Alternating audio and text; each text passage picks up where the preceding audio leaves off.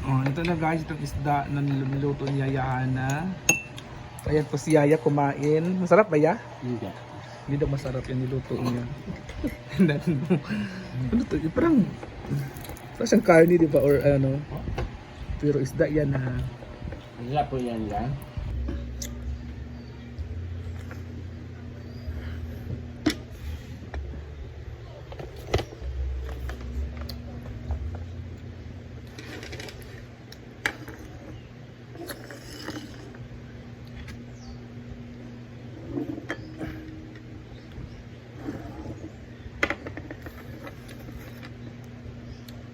Hello everyone! So kakain tayo. Ito yung lunch natin. Ang ulam natin ay ano? Gulay, pakbet. At pritong isda. At suka na may sili. Toyo na may sili. At mga mamsi may nagbigay ng ano ng karne. Para mamaya itong gabi, buto lang naman to siya. Buto ng baboy. So siguro gawin to mamaya ng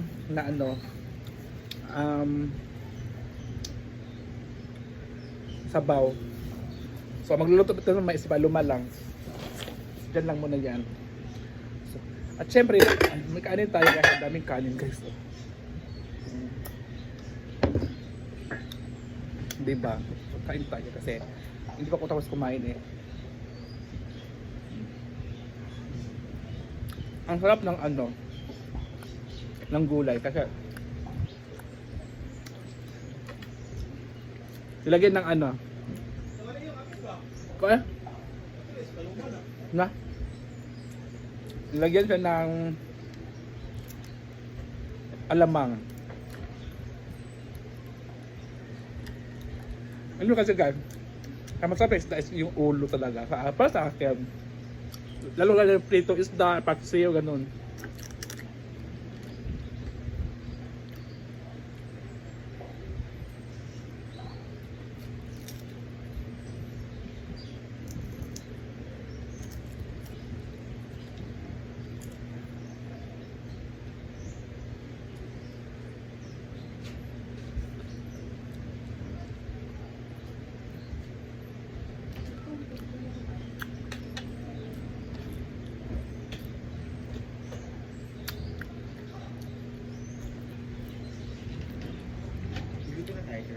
Ha?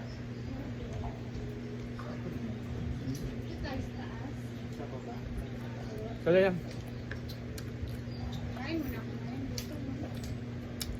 Ha?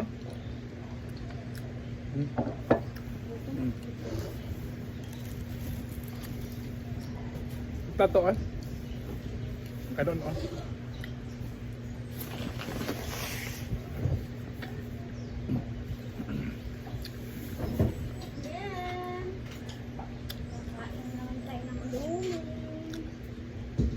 Dumi mo ah? Ah. Gutom po palitan. Ano? Akong ganina di kaon ko. Ano man, cucumber. Nang kaon?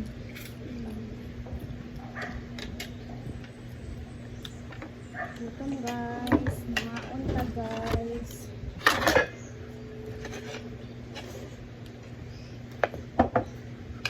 Masarap tayo pag kumain pag pag yung gutom sa akin talaga masarap kumain pag yung gutom na gutom ka na talaga. Parang nanginginig ka na sa buhay. Saan yung magsasawan yun? Soka o toyo. I want to you. Transfer. Kain. Kami ang kuan. Gulay. Ano mo? Ano gapang?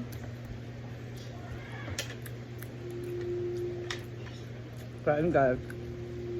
Tapos ka na ito mag-vlog. Dihangak. So, ang dami nagsasabi, ang dami kong basher. Sabi sa akin, dapat hindi daw consistent ang pag-vlog kasi nga hindi daw trabaho 'yan. Consistent ang pag-vlog kung nasa ano mo talaga, nasa heart mo, tapos nakikita nila na totoo yung ginagawa mo, kumbaga nasa puso yung pag-vlog mo. Kaya iba kasi, kukuha siya ng, ako sa iyo, o yung mag-apply ka ng trabaho, yung sideline na lang yung pag-vlog. Trabaho naman yung pag-vlog, di ba? Kasi alam nyo guys, hinahanap namin yung binablog namin, kaya nga magalaw kami. Hindi po pwedeng basta-basta lang. Ano. Correct. Siyempre, yung iba nga ginagastusan pa, like yung mga vlog na luto. Pagluluto, pinagasutan nila yan. Kumbaga, meron ding nilalabas na pera. Ganun.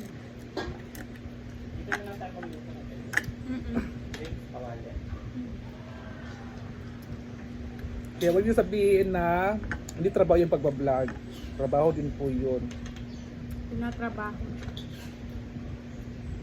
Mahirap lang. Kaya hindi kami siguro hindi tayo nagbablog yun kung wala tayong nakikita na ano no, sahod.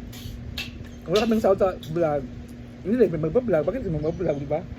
Maganda pa may Siyempre, trabaho. may option din naman kami kung alam namin na hindi kumikita yung vlog namin. Siyempre, kailangan din namin maghanap ng ibang option. Ganun yun.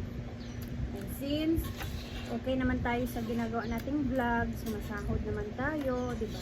Correct. Go kami dito.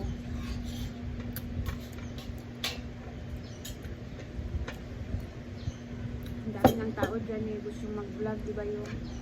Ang daming nagangad na content creator pero hindi sila ka ano naka Hindi pinalad, hindi maswerte, ganun ba? Sa amin, advantage lang kasi andito si Brenda, tumutulong sa amin. So, sinisikapan din namin mag-vlog. Mag-vlog. Kumbaga, para hindi masayang yung kanyang tulong na binigay sa amin.